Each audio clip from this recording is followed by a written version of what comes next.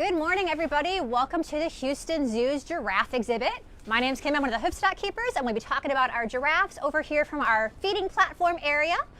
We currently have some of our browse that our horticulture team has delivered to us hung up. The giraffes received some wax myrtle today. And from left to right, we've got Gigi, Zawadi in the middle, and Bobby on the right-hand side. For those of you who watch our very active participants in our Facebook Live scenario, you may notice that Zawadi is a new name for you all. That's because Zawadi is our new male giraffe.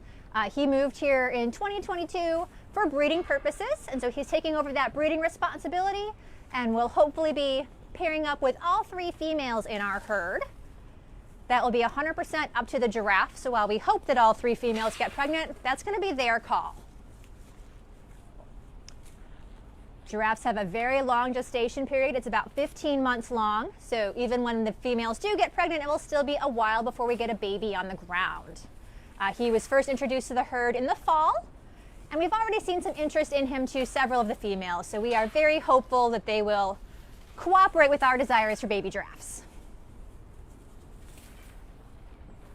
You can see them reaching out with that nice long tongue to grab onto some of those branches and leaves and pulling the whole thing in their mouth. They can eat the leaves and the bark, and for trees that have fruits and berries and flowers, they will eat that as well. Wax myrtle typically doesn't have those, any sort of flowers or berries, so right now they just got all the leaves. You're going to steal that whole branch, Zawadi? I might hang on to this so you don't steal it all the way. You can see that nice, big, strong gripping motion they have with their mouth. They've got very strong, powerful tongue to help pull those branches and pull the leaves right off of it. Additionally, giraffes have kind of different teeth than what people have. They have teeth at the front of their mouth at the very bottom, and then the top part's kind of a flat plate. And then further back towards the back of their jaw, they've got molars top and bottom to kind of help really chew up and break down all the food they eat. Another fun fact about giraffes is they have a ruminant stomach system similar to a cow's. So you'll sometimes see them actually bringing up their cud to chew, like cows will bring up their cud to chew as well. Like cows and goats are pretty common ruminants that most people are pretty familiar with.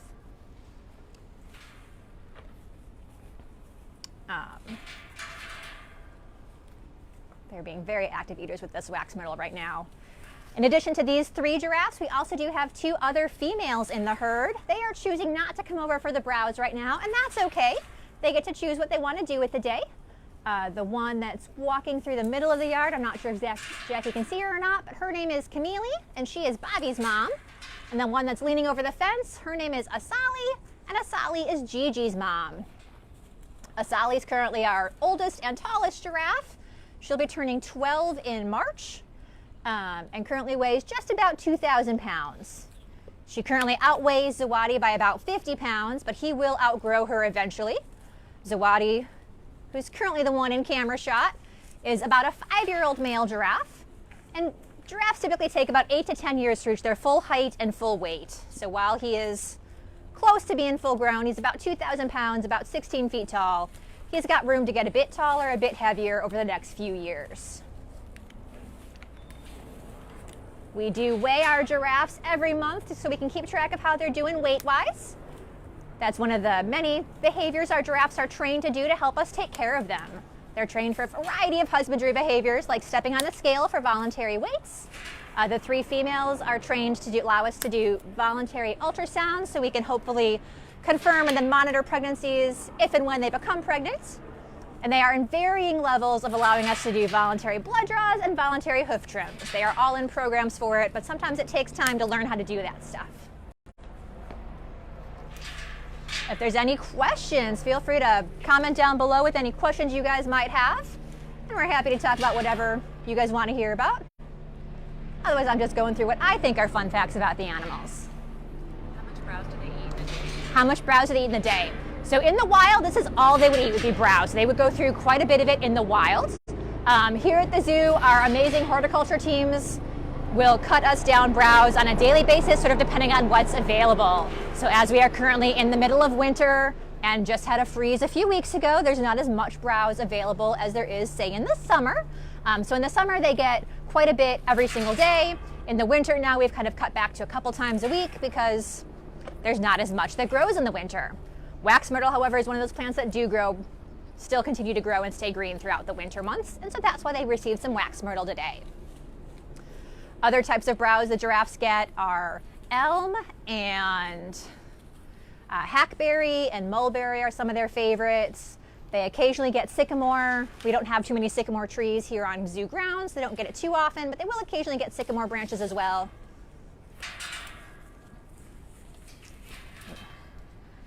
And Matthew asks, how tall is the tallest giraffe? So the tallest giraffe in our herd right now is just over 16 feet tall. That being said, they can be quite a bit taller than that. Males are usually somewhere between about 16 to 18 feet tall, so we fully expect Zawadi to keep growing a bit bigger as he continues to grow and to mature. Like I said, he's only about 5 years old, and they typically don't reach their full height until they're somewhere between 8 and 10 years old. So he's got a few more years to keep getting some height on him. It's also possible he's already reached his full height. We won't know until he stops growing, basically.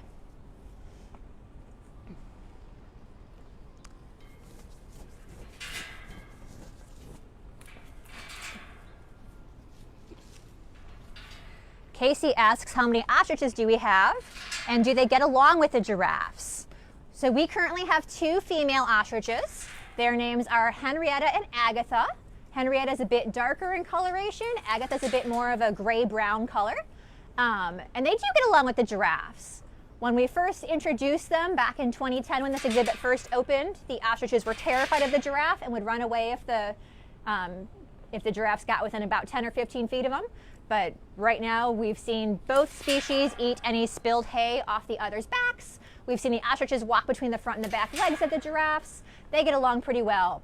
In fact, Agatha and Bobby tend to be pretty good buddies. A lot of time when he's laying down napping, you'll see Agatha hanging out pretty close to him, trying to catch any flies that are bugging around and harassing him or any of the other bits of hay that might be on his back. Because giraffes are pretty messy eaters, while they do have a small portion of browse today, the bulk of their diet here at the zoo is alfalfa hay, which is what is in the hanging cage feeders off of the little station in the middle of the yard there. And so when they eat that alfalfa hay, they drop a lot. And so if you're standing beneath the alfalfa hay while they're eating, you're going to get alfalfa on your back. And so both the giraffes and the ostriches will eat alfalfa off of each other and or themselves, depending on who's in the mood to eat alfalfa that day. So how can we help save giraffes in the wild? So giraffes are native to Africa. They are endangered, and some of their major issues right now are due to habitat loss, due to exploration for oil and other just general human expansion. So one of the things you can do to help save giraffes in the wild is to make sure you're reducing your use of those single-use plastics, recycling the things when you can, and trying to limit plastic use and recycle when possible.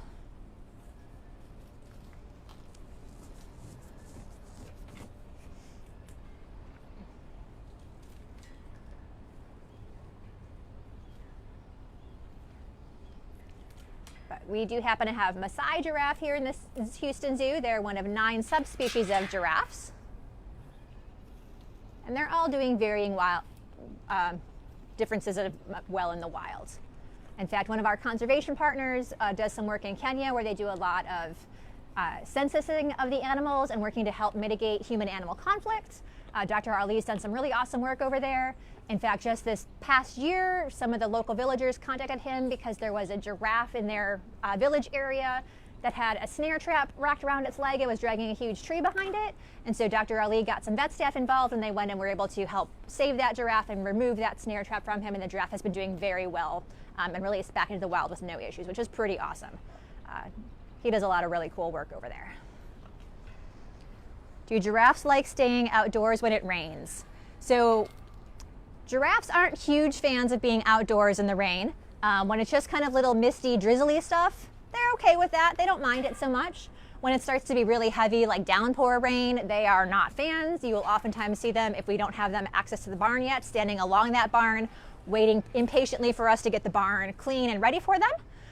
We do try to give them access when it does start to rain very heavily, and especially whenever there is any sort of lightning in the area. We do try to make sure they have the choice to go in the barn if they want to.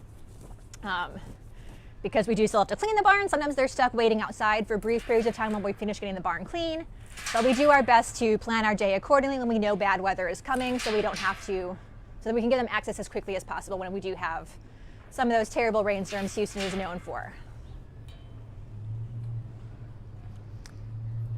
So we do often offer public feedings twice a day with our giraffes. Those happen at 11 a.m. and 2 p.m.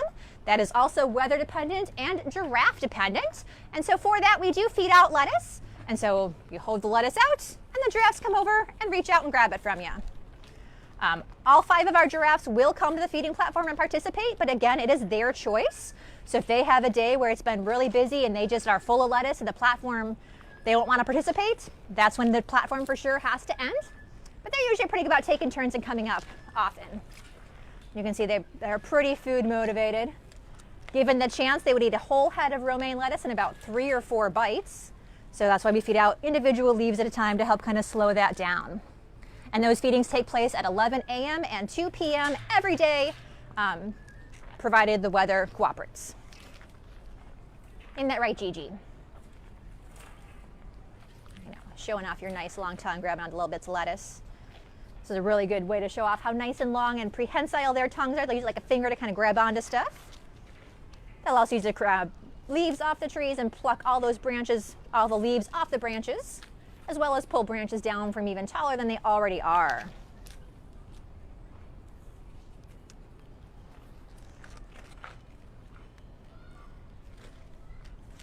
So we've got Gigi here on the left-hand side. She's a 7-year-old female. She currently weighs about 1,500 pounds. Meanwhile, Bobby's on the right-hand side. He is a 3.5-year-old male giraffe. He's the last giraffe that we had born here at the Houston Zoo, and he turned 3 this past September. And he currently weighs about, I want to say about almost 1,400 pounds. Was his last weight.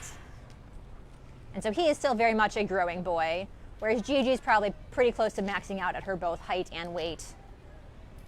Unless she ends up pregnant, then her weight will definitely increase, because that's what happens in pregnancy.